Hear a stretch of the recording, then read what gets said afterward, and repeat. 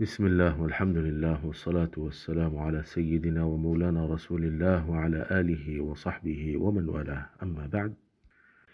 ایک شخص نے اپنی بیوی کو ایک ساتھ 6 یا 7 طلاقیں دیا ہیں، اور وہ عورت حمل کی حالت میں ہے اور وہ ایک دوسرے کے ساتھ رہ رہے ہیں، تو ان کا ایک ساتھ رہنے کا کیا حکم ہے، اور کیا ابھی صلح صفائی کر کے رشتے کو بحال کرنے کی گنجائش باقی رہتی ہے یا نہیں؟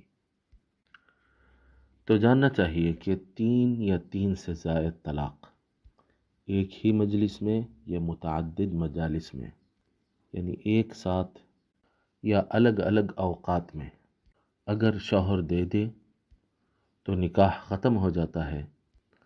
اور دوبارہ تجدید نکاح کی بھی گنجائش باقی نہیں رہتی ہے۔ چنانچہ سورہ بقرہ کی آیت نمبر 230 میں آتا ہے، فَإِن طَلَّقَهَا فَلَا تَحِلُّ لَهُ مِن بَعْدُ حَتَّى تَنكِحَ زَوْجًا غَيْرَهُ۔ پس اگر وہ اسے تیسری طلاق دے دے تو پھر وہ اس کے لیے حلال باقی نہیں رہتی ہے جب تک کہ وہ کسی دوسرے شخص سے نکاح نہ کرے،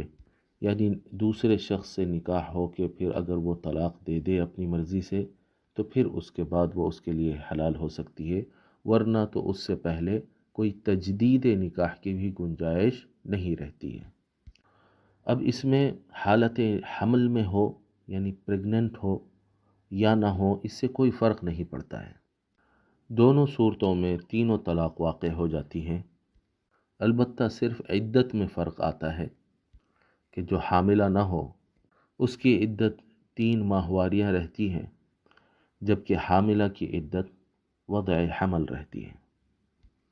اب اس طرح طلاق دے دینے کے بعد ایک ساتھ میاں بیوی کی طرح بالکل نہیں رہ سکتے ہیں، یہ حرام ہے۔ عورت کو اگرچہ کہ طلاق سے پہلے اس کا جو شوہر تھا اسی کے گھر میں عدت گزارنا ہوتا ہے، لیکن بالکل غیر عورت کی طرح مکمل پردے کے ساتھ گزارنا ہوتا ہے۔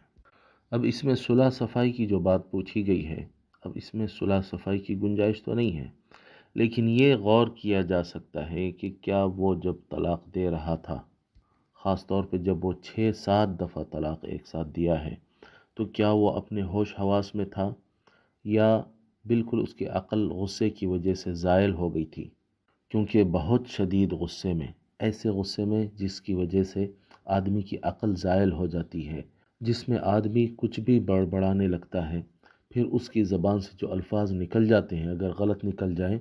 تو وہ غصہ ٹھنڈا ہونے پر اس کو پشیمانی ہوتی ہے، تو گویا کہ وہ غصے کے دوران اس کی عقل بالکل بند ہو چکی تھی۔ اس طرح کا اگر غصہ تھا تو ایسے غصے میں طلاق واقع نہیں ہوتی ہے۔ سنن ابو داود وغیرہ کتب حدیث کی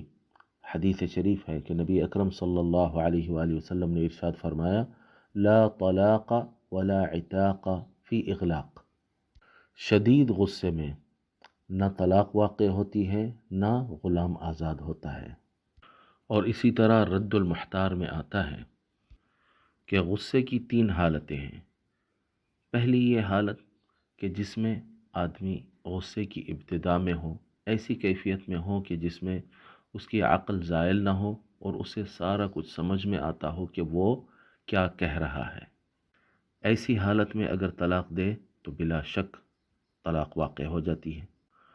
دوسری یہ کیفیت کہ جس میں غصہ حد درجے کو پہنچ جائے کہ جس کی وجہ سے عقل زائل ہو جائے اور اس کو سمجھ میں ہی نہ آئے کہ وہ کیا کہہ رہا ہے اور کیا ارادہ کر رہا ہے، تو اس میں کوئی شک نہیں کہ ایسی حالت میں طلاق واقع نہیں ہوتی ہے۔ اب یہ دونوں جو کیفیتیں ہیں ان کے درمیان کی ایک حالت ہے کہ جس میں غصہ بھرپور ہے لیکن پاگل پن کی حد تک نہیں پہنچ گیا ہے، نہ مکمل طور پہ عقل زائل ہوئی ہے، اس کو سمجھ میں تو آ رہا ہے کہ وہ کیا کہہ رہا ہے، لیکن غصہ بڑا شدید ہے کہ وہ اپنے آپ پہ کنٹرول نہیں کر سک رہا ہے۔ تو اس کے بارے میں بھی امام ابن عابدین فرماتے ہیں کہ دلائل ایسے شخص کی بھی طلاق واقع نہ ہونے کی ہی تائید کرتی ہے، تو ایسے شخص کی طلاق بھی واقع نہیں ہوگی۔ اور اس کی ایک واضح علامت کیا ہے کہ جیسے ہی غصہ زائل ہو تو اسے پشیمانی ہونے لگے کہ یہ مجھ سے کیا ہو گیا۔ تو اس چیز پر ایک مرتبہ غور کر لینا چاہیے، اور اگر یہ نکلے کہ وہ ایسے غصے کی حالت میں نہیں تھا تو یہ طلاق واقع ہو گئی اور رشتہ ختم ہو گیا، اور جتنی مدت بھی وہ میاں بیوی کی طرح ایک دوسرے کے ساتھ بغیر پردے کے رہے ہیں اس پہ توبہ کرنا چاہیے، استغفار کرنا چاہیے اور فوراً جدا ہو جانا چاہیے، کیونکہ وہ اس کے لیے بالکل غیر عورت کی طرح ہو گئی ہوگی اگر وہ اتنے سخت غصے میں طلاق نہیں دیا ہے